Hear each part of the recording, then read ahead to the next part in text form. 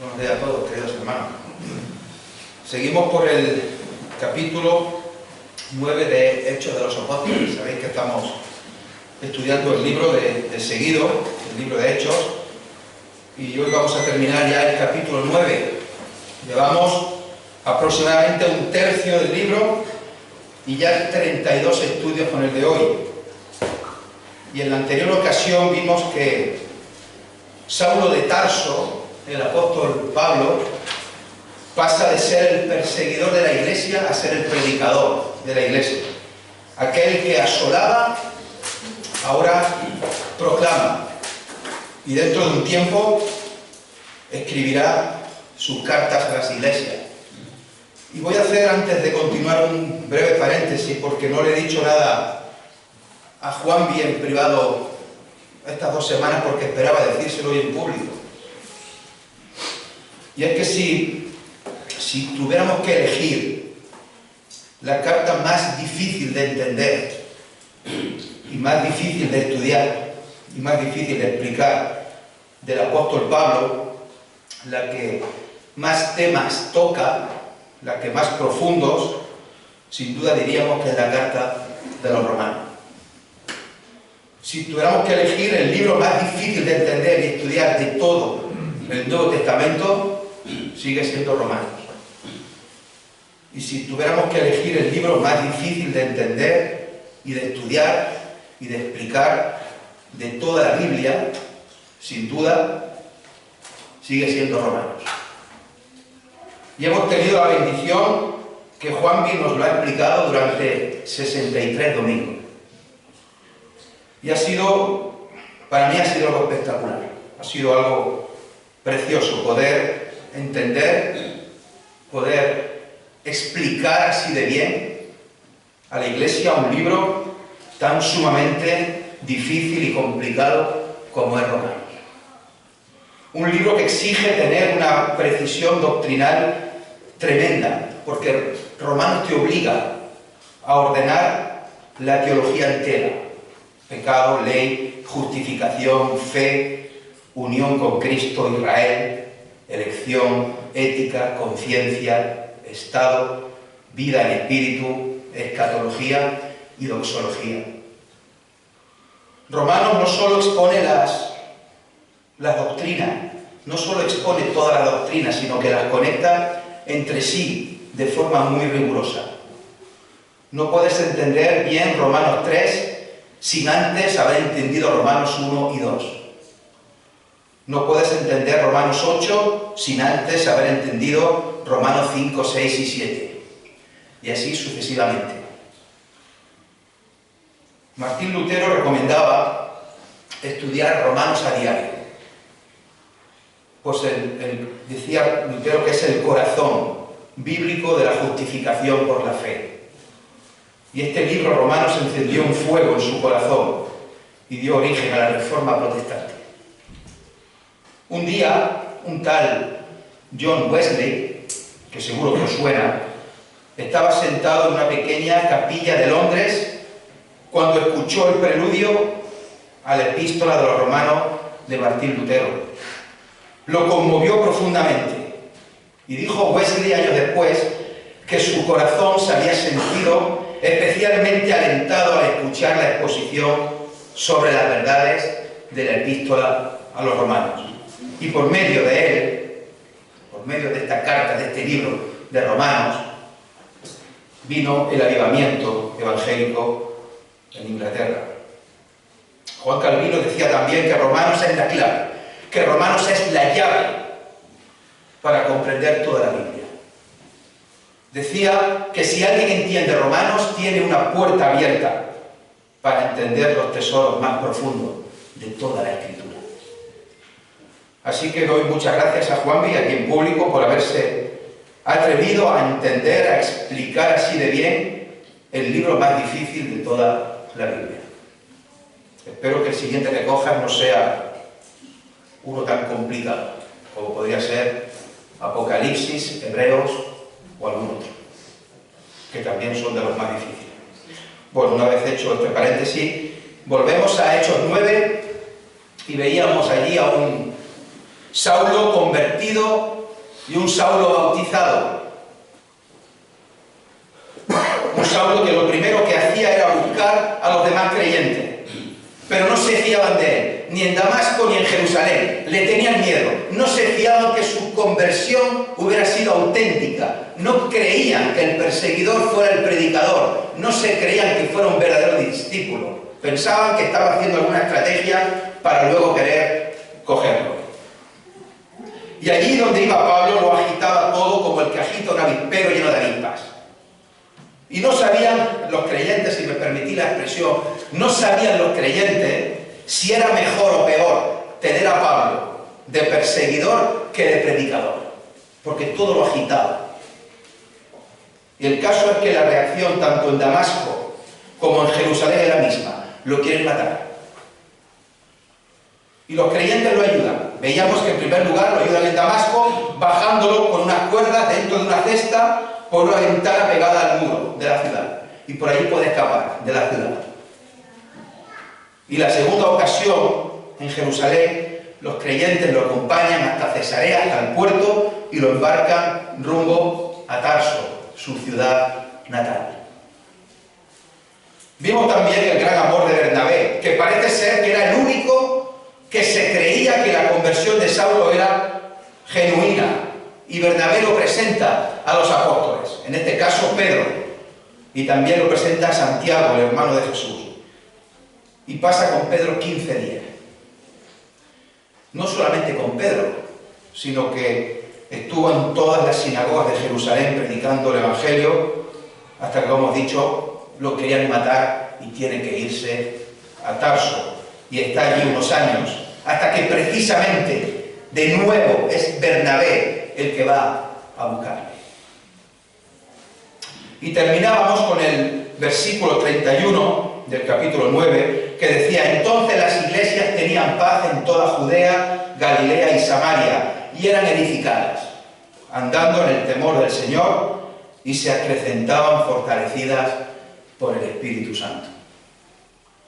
Y nos llamaba la atención, al menos a mí me llama la atención, lo poco que aparece en las iglesias de Galilea en el libro de Hechos de los Apóstoles. Y no es que aparezcan poco, sino que este es el único versículo en todo el libro de Hechos de los Apóstoles que hace referencia a las iglesias de Galilea. Ciudades tan importantes en los evangelios como Capernaum, Betsaida, Corazín o incluso Nazaret, donde Jesús tuvo un amplio ministerio, no se menciona ninguna iglesia en particular en Hechos de los Apóstoles. Y decíamos el por qué. Porque el propósito de Dios era otro. Era hacernos saber de la expansión en otras regiones y en otros países. Las iglesias vivieron unos años de paz y fueron creciendo en número. Y sobre todo eran edificadas, andando en el temor del Señor y fortalecidas por el Espíritu Santo. Y qué precioso esto, ¿verdad? Andando en el temor del Señor y fortalecida por el Espíritu Santo. Y ahora cambiamos de escena. Ahora vamos a dejar por un tiempo a Saulo de Tarso, y el escritor de Hechos, Lucas, vuelve a Pedro. Y vamos a ver ahora a Pedro durante unos capítulos más. Después, más adelante, volverá a escena Pablo hasta el final del libro. Y no sabremos más de Pedro. Y vamos a ver en esta mañana dos de los tres casos que ocurren en un viaje que Pedro hace desde Jerusalén hasta Cesarea, hacia la zona costera. En este viaje Pedro va parando por los pueblos y por las ciudades y va visitando a las iglesias que hay allí ya fundadas y va edificando y exhortando a los creyentes.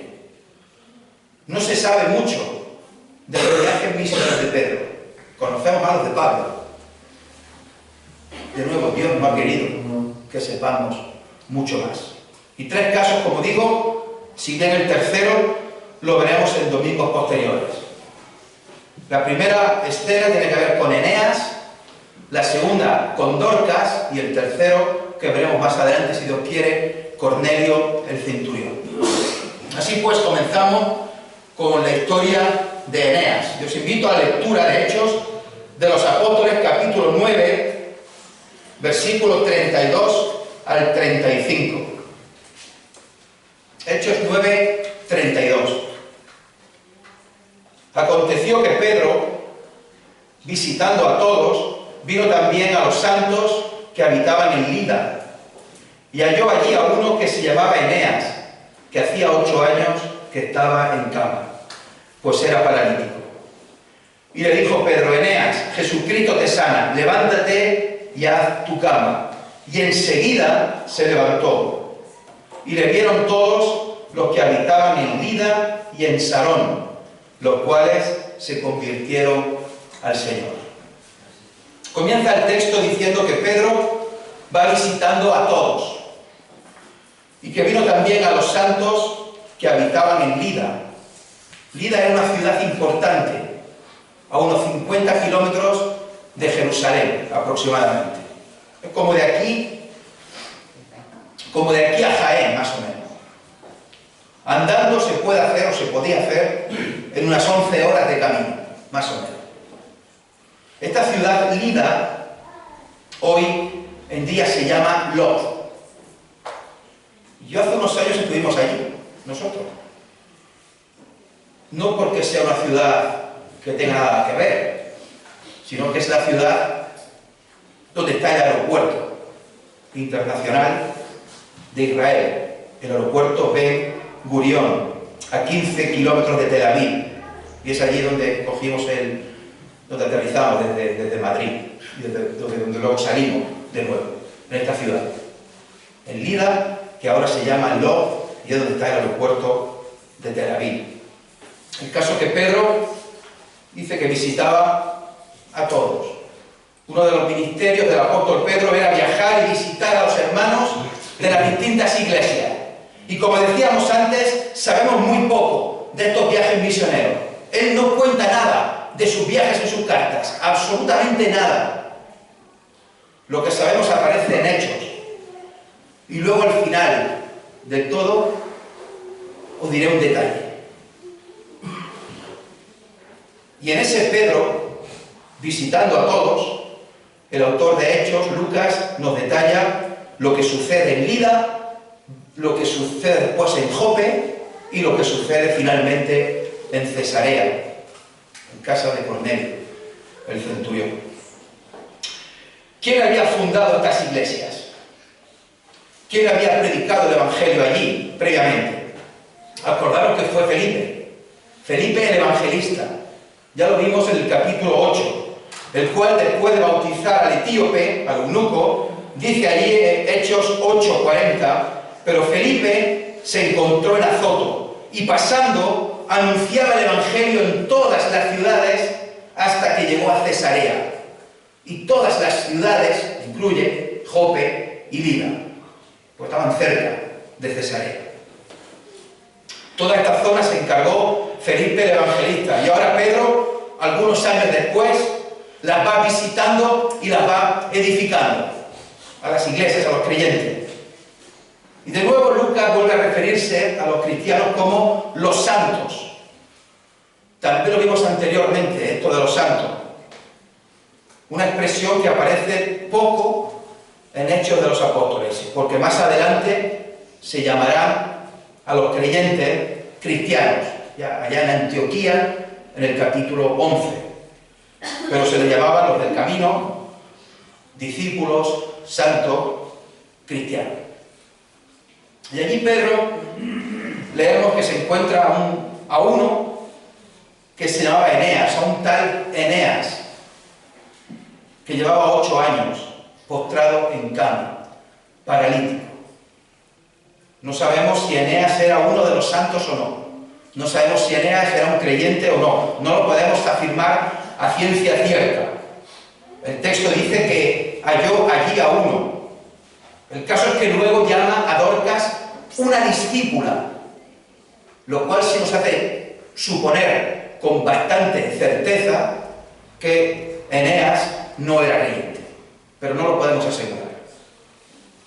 Tampoco sabemos si Pedro se lo encontró en el camino, de casualidad, que dirían algunos. Si Eneas sabía que iba a ir Pedro y procuró que lo sacaran de su casa para que Pedro lo viera, o de nuevo, como parece ser lo más probable, pero no lo detalla el texto exactamente, que los santos de allí, los creyentes, se lo presentaran a Pedro. Y este hombre, en cualquier caso, me lo imagino expectante. Viene Pedro. Dicen que hace milagros. Dicen que ha hecho muchos milagros.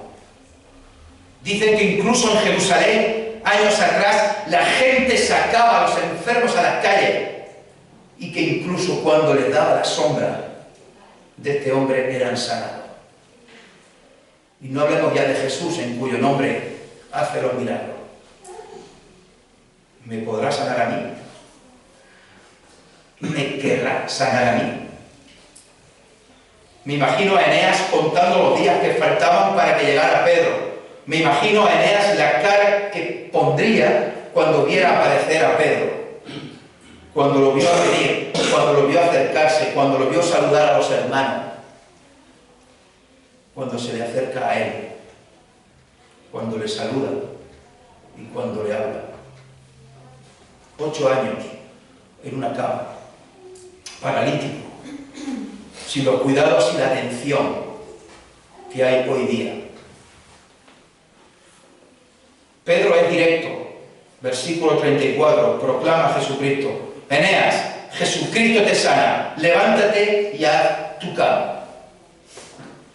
Pedro no da vueltas, no da rodeos, no dice, bueno, lo voy a intentar, voy a ver si puedo, voy a consultarlo, a ver si lo consigo, le voy a preguntar a Dios, espérate, ahora vengo.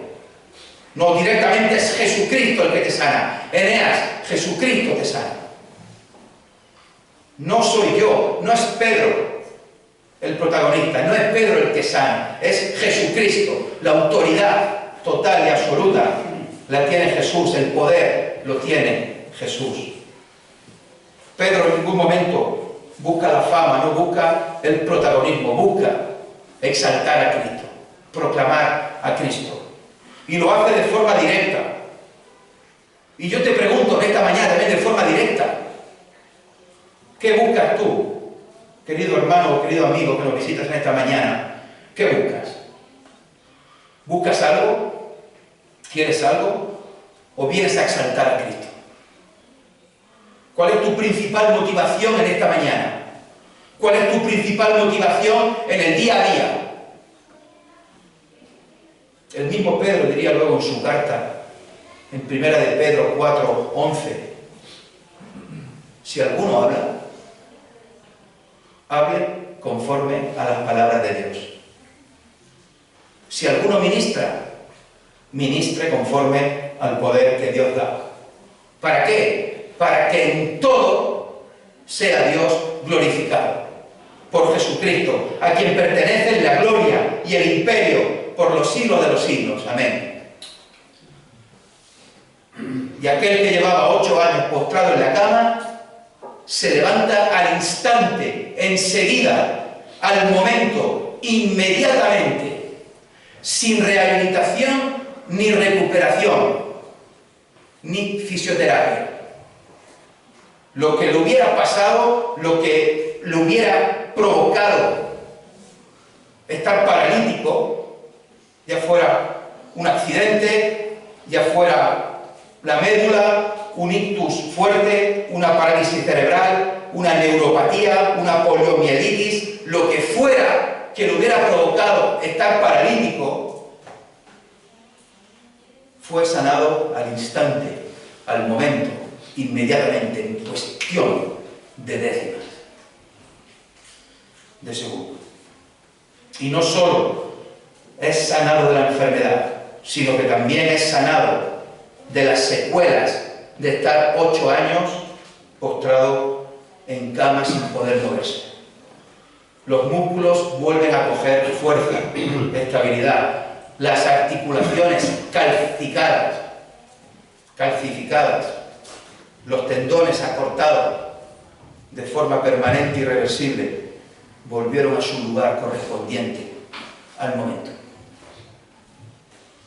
Y es que, hermanos, cuando Jesús sana, no hay curaciones progresivas.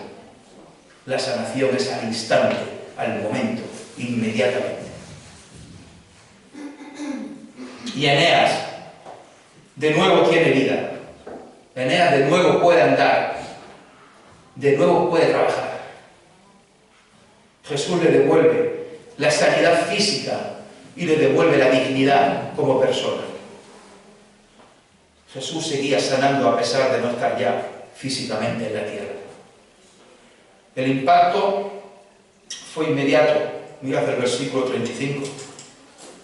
Lo vieron todos los que estaban en Lida y en Sarón, los cuales se convirtieron al Señor.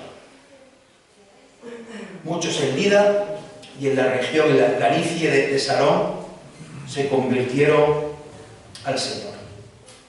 Eneas pasó de ser nadie, de ser un despojo, de ser un paralítico, de ser una carga, de ser un inútil, que no valía para nada, a alguien útil, un instrumento usado por Dios para evangelizar mediante su curación y su testimonio. La gente decía, mirad, por ahí va Eneas, el que llevaba 8 años paralítico, al que sanó Pedro en el nombre del Señor Jesucristo. Y la gente se convertía. Esa palabra que aparece muchísimo en Hechos de los Apóstoles y que literalmente significa dar la vuelta, cambiar de sentido. Porque la salvación, hermanos, no es solamente un cambio de mentalidad. La salvación es dar la vuelta por completo. Cambiar la dirección de tu vida en un sentido opuesto. Jesús seguía edificando su iglesia a pesar de no estar físicamente ya en la tierra. Al igual que Jesús sigue edificando su iglesia hoy día. En segundo lugar, vamos a ver el caso de Dorcas. Y me acompañáis a la lectura de Hechos 9, 36 al 43. Había entonces en Jope una discípula llamada Tabita, que traducido quiere decir Dorcas. Esta abundaba en buenas obras y en limosnas que hacía. Y aconteció que en aquellos días se enfermó y murió. Después de lavada la pusieron en una sala. Y como Lida estaba cerca de Jope, los discípulos, oyendo que Pedro estaba allí, le enviaron 2 hombres a rogarle: no tardes en venir a nosotros. Levantándose entonces Pedro fue con ellos. Y cuando llegó, le llevaron a la sala, donde lo rodearon todas las viudas, llorando y mostrando las túnicas y los vestidos que Dorcas hacía cuando estaba con ellas. Entonces, sacando a todos, Pedro se puso de rodillas y oró, y volviéndose al cuerpo dijo: Tabita, levántate. Y ella abrió los ojos, y al ver a Pedro se incorporó, y él, dándole la mano, la levantó. Entonces, llamando a los santos y a las viudas, la presentó viva. Esto fue notorio en toda Jope, y muchos creyeron en el Señor. Y aconteció que se quedó muchos días en Jope, en casa de un cierto Simón curtidor.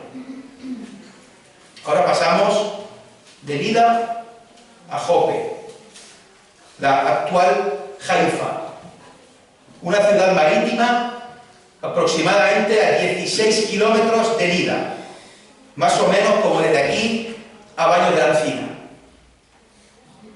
Jope fue la ciudad donde desembarcaba la madera que el rey Salomón traía del Líbano para construir el templo de Jerusalén. Segunda de Crónicas 2. Jope fue la ciudad donde Jonás embarcó huyendo del mandato de Dios de ir a predicar a Nínive. Jonás 1:3. Jope fue una de las ciudades en las que predicó el Evangelio Felipe hasta llegar a Cesarea. Hechos 8:40. Y en esa ciudad había una creyente, una discípula, una seguidora de Jesús, que se llamaba Tabita en arameo o Dorcas en griego, es el mismo nombre. Tabita es arameo, Dorcas es griego. El significado en cualquiera de los dos idiomas es el mismo, es gacela, una gacela. Y antiguamente una gacela simbolizaba la armonía y la belleza. Hoy día, si llamáramos a alguien gacela, pues sería con connotación de que es alguien muy veloz, alguien muy rápido. Pero en aquella época simbolizaba la belleza. Es la única vez en toda la Biblia que aparece la palabra discípula en singular y en femenino. La única vez que aparece la palabra discípula. Hay cientos de veces que se habla de discípulo o discípulos, pero solo una vez en todas las Escrituras la palabra discípula, y es aquí, para referirse a Dorcas, a Tabita. No se dice nada de su familia, no se dice nada de su marido, de sus hijos, por lo que seguramente fue una mujer soltera. Sí se dicen dos cualidades suyas que están relacionadas la una con la otra: buenas obras y limosnas. Pero el texto enfatiza que abundaba en buenas obras y en limosnas. No que fuera algo aislado, no que lo hiciera de forma esporádica, no. Es que esta mujer abundaba en buenas obras y en limosnas. Dorcas ayudaba continuamente a los más necesitados. Vivía su fe ayudando a los demás. Era conocida en Jope por su infatigable labor social hacia los pobres, hacia los necesitados, a los cuales servía con cariño y compasión. Y de verdad que tiene que ser un bonito epitafio, ¿verdad? Dorcas, la que abunda en buenas obras y limosnas. Por el versículo 39 vemos que hacía ropa para los pobres y para los necesitados. Hacía vestidos y túnicas. En este caso las viudas. Un ejemplo fiel de una mujer cristiana. Dice el versículo 37 que enfermó y murió. No sabemos nada de la enfermedad que tuvo, pero acabó con su vida. Y tuvo que ser un duro golpe para la iglesia y un duro golpe para todos los necesitados de aquella ciudad, a los cuales Dorcas les ayudaba. Un duro golpe. Y los creyentes prepararon su cuerpo para el entierro, para la sepultura, pero no lo sepultaron. Porque los creyentes sabían que Pedro estaba en la ciudad de al lado. Y enviaron a 2 hombres para que fueran corriendo allí, para que le rogaran que viniera de inmediato. Le suplicaron con mucha educación: ven por favor, sin demora, ven pronto, ven rápido. La situación de tristeza y de consuelo entre los más pobres de Jope era evidente y necesitaban del apóstol Pedro allí, no para que predicara en su entierro, sino para que hiciera algo más. Sabían que Jesús había resucitado a muertos durante su ministerio. Sabían que Jesús había resucitado al hijo de la viuda de Naín, a la hija de Jairo y a Lázaro de Betania. Sabían que los apóstoles tenían el poder y la autoridad en el nombre de Jesús para hacer los mismos milagros. Y mandan corriendo a estas 2 personas para que vayan de aquí a Baños de la Encina, 16 kilómetros, y le supliquen a Pedro que vuelva con ellos.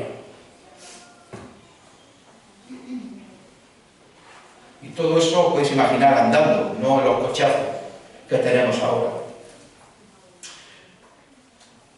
En el versículo 39 vemos la disposición de Pedro. Se levanta y de inmediato se va con ellos rumbo a Jope. 3 horas andando si vas muy rápido, 4 si vas andando normal. Y cuando Pedro llega a Jope y entra en la casa de Dorcas y entra en la sala donde está el cadáver, le rodean muchas viudas llorando y acompañando al cuerpo de la fallecida. Le enseñan las ropas, las túnicas y los vestidos que ella les había hecho, les había confeccionado y les había regalado. En aquella época, estar viuda y no tener familia directa te abocaba a la pobreza más extrema. Y ahora, sin ellas, sin Dorcas, sin su ayuda, sin sus limosnas, sin sus buenas obras, sin sus vestidos, sin sus túnicas, lo iban a pasar bastante mal. Una situación tensa en la que sufrió Pedro, con los lamentos de todas aquellas pobres mujeres. Pero a la vez, qué bonito homenaje, ¿verdad? El que estas mujeres tienen hacia Dorcas, llevando puestas y enseñándoles ropa que les había confeccionado y les había hecho y les había regalado. Un autor dijo que Dios pudo haber mantenido viva a Dorcas para seguir cuidando a las viudas, pero al levantarla de entre los muertos, Dios le dio 2 vidas. Al mismo tiempo mostró a las viudas el poder de su Hijo Jesucristo, quien es el autor de la vida. Versículo 40. Pedro ordena que todos salgan del cuarto. Se puso de rodillas y oró. Al igual que Jesús con la hija de Jairo, sacó a toda la gente de la habitación. Pedro también los saca y se queda a solas con el cadáver, orando en profunda y total dependencia de Dios. Pedro necesitaba estar solo con Jesús y orar en privado. Y Pedro se arrodilló con total humildad y total dependencia de Dios. Y le habló al cuerpo y le dijo: Tabita, levántate. Y ella volvió a la vida. Hace muchos años, 5 estudiantes universitarios fueron a Londres para oír predicar a Charles Spurgeon.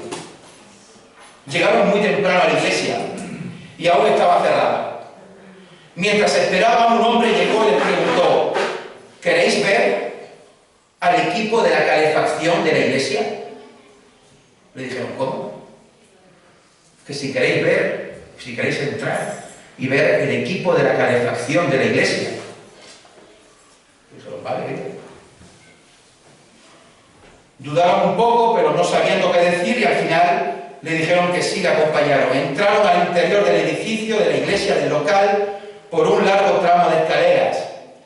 Entraron a un pasillo, al final del cual abrió una puerta este hombre, y dentro había un salón grande, lleno, con 700 personas, orando de rodillas. Ese, les dijo el guía, que no era otro que el mismo Spurgeon, ese es el equipo de calefacción de la iglesia. El poder de la oración, hermano. Es imposible no relacionar este pasaje de la resurrección de Dorcas con el que hemos dicho antes de la resurrección de la hija de Jairo. Hemos dicho antes que Jesús echó a todos de la habitación, pero los evangelios dicen que se llevó consigo a Pedro, a Jacobo y a Juan. Los 3 entraron dentro.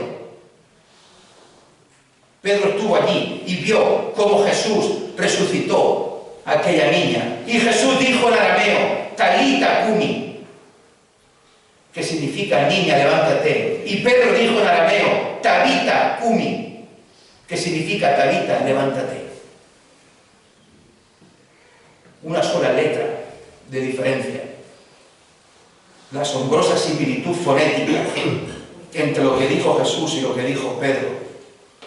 Pedro imitó lo que hizo Jesús con la hija de Jairo, echó a todos fuera, habló al cadáver y pronunció las mismas palabras, cambiando solo una letra.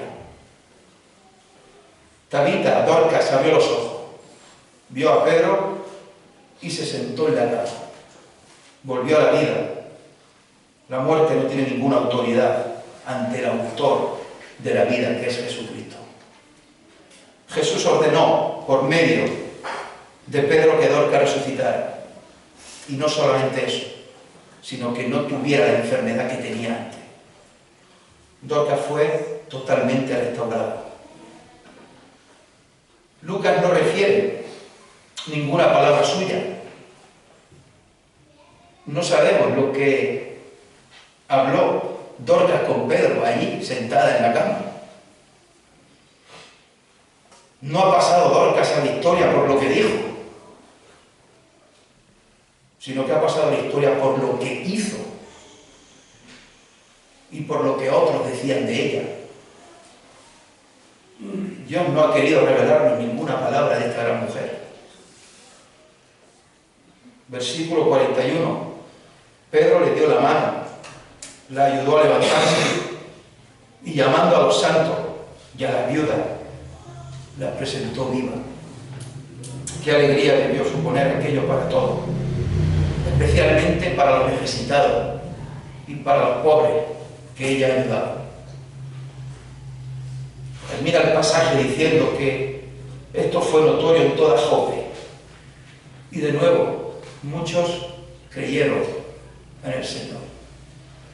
Muchos cambiaron de dirección. No creyeron en Pedro, ni alabaron a Pedro. Creyeron en el Señor. Y las iglesias iban aumentando cada vez más y más.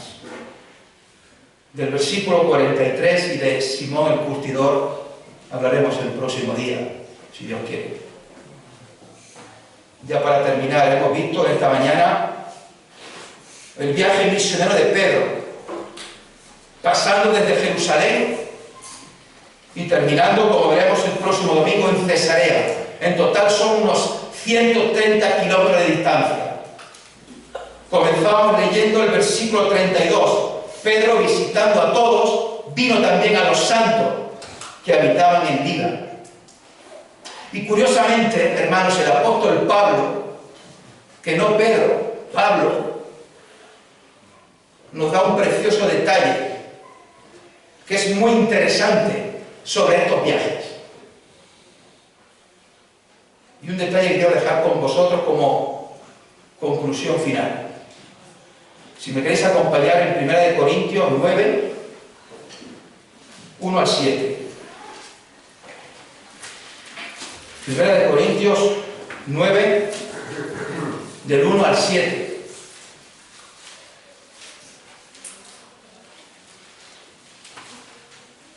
Dice el apóstol Pablo: no soy apóstol, no soy libre, no he visto a Jesús el Señor nuestro, no sois vosotros mi obra en el Señor. Si para otros no soy apóstol, para vosotros ciertamente lo soy, porque el sello de mi apostolado sois vosotros en el Señor. Contra los que me acusan, esta es mi defensa. ¿Acaso no tenemos derecho de comer y beber? ¿No tenemos derecho de traer con nosotros una hermana por mujer, como también los otros apóstoles y los hermanos del Señor y Cefas? ¿O solo yo y Bernabé no tenemos derecho de no trabajar? ¿Quién fue jamás soldado a sus propias expensas? ¿Quién planta viña y no come de su fruto? ¿O quién apacienta el rebaño y no toma de la leche del rebaño?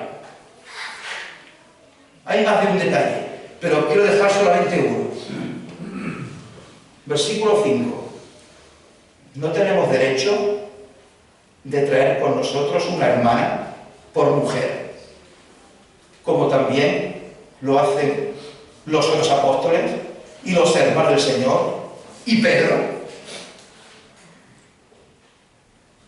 Es decir, la mujer de Pedro acompañaba a Pedro en su viaje misionero. Es muy probable que a los pasajes que hemos visto hoy, Pedro fuera acompañado por su esposa. Lo dice el apóstol Pablo. Lo cual, o de la cual, no sabemos absolutamente nada.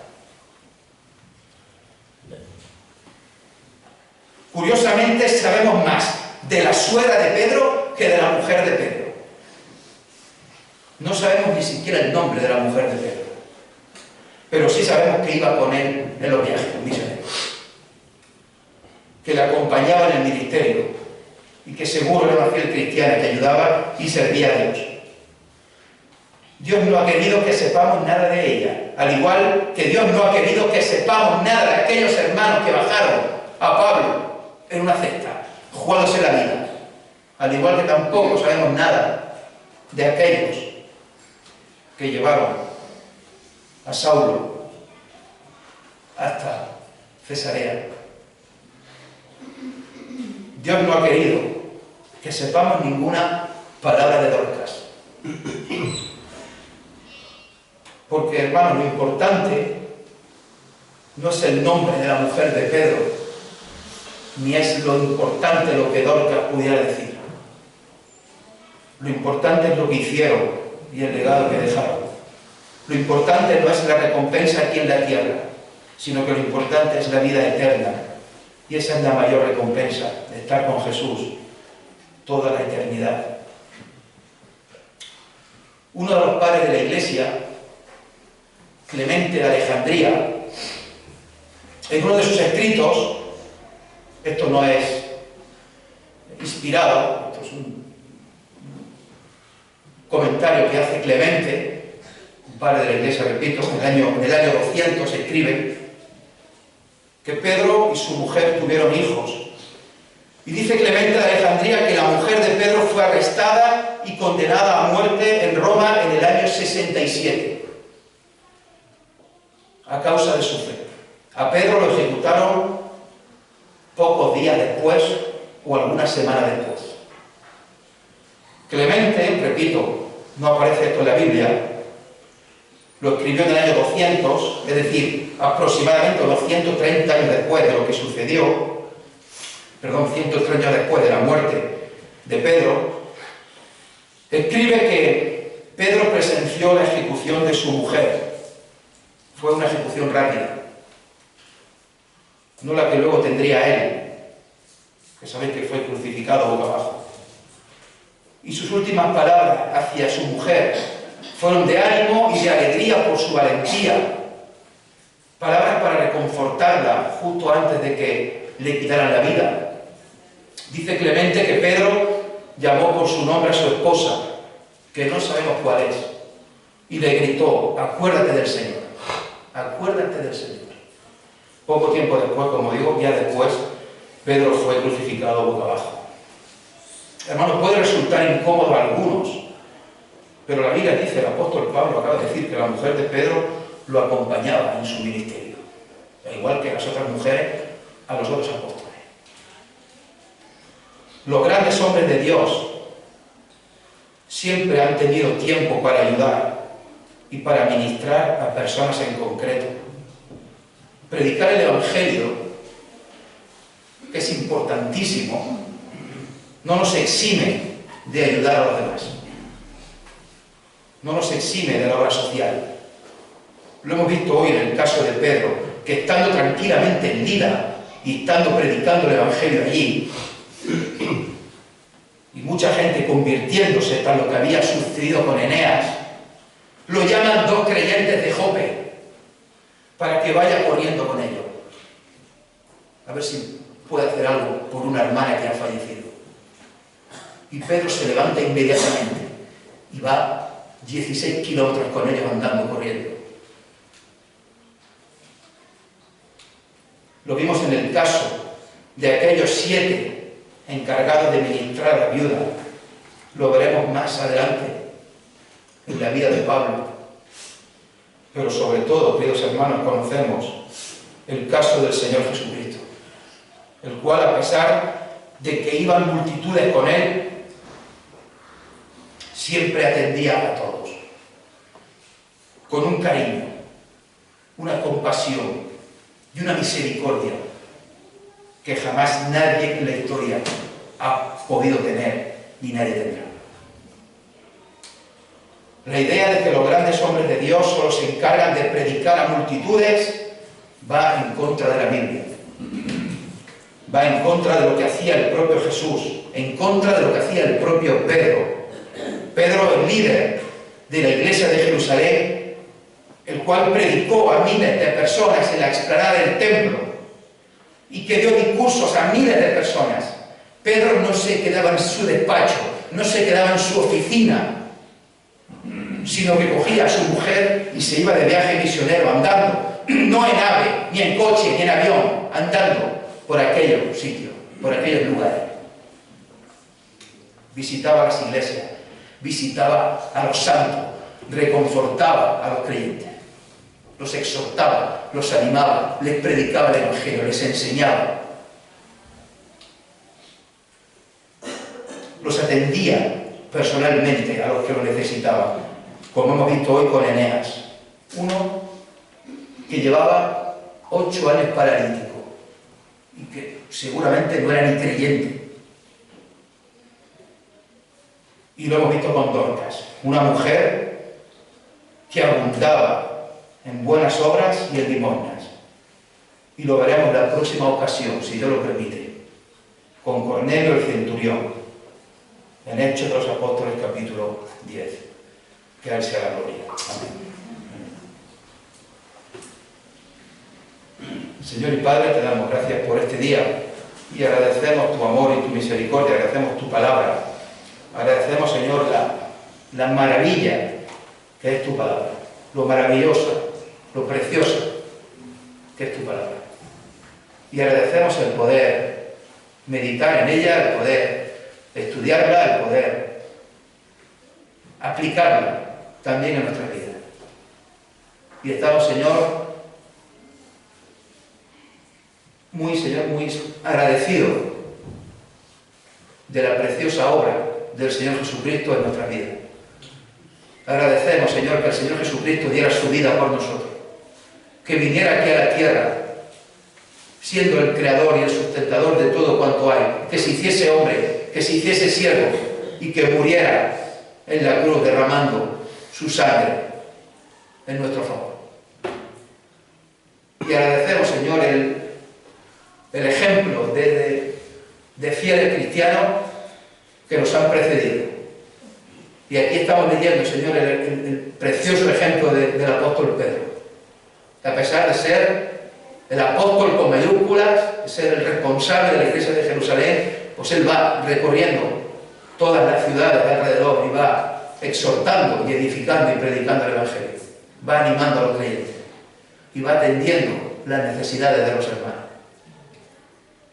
Y también, Señor, conocemos a otros muchos hermanos que nos han precedido, que ya no están con nosotros, que están en tu presencia, que también han servido con fidelidad y con entrega y con total dependencia de ti. Queremos, Señor, que también puedan decir eso de nosotros, que somos creyentes fieles, creyentes, Señor, que vengamos en esta mañana a proclamar tu nombre, que no sea otra nuestra motivación, que no sea otro nuestro interés, que no sea otro nuestro pensamiento, que darte la gloria y la honra que tú solamente mereces. Queremos, Señor, que nos bendiga, que nos ayude en este día y en la semana que comienza, que nos aparte del mal, que nos libre del maligno, que nos bendigas a cada uno de los que estamos aquí, a cada familia, a cada persona. Y si hay aquí esta mañana alguno, Señor, que todavía no te tiene como Señor y Salvador, que tú toques su corazón, porque, Señor, sigues trayendo todavía salvación y vida eterna a todo aquel que cree en Jesús como Señor y Salvador de su vida. Queremos, Señor, que nos bendiga y que nos despidas con tu paz y con tu bendición hasta la próxima vez que nos unamos. En el precioso nombre de Jesús. Amén.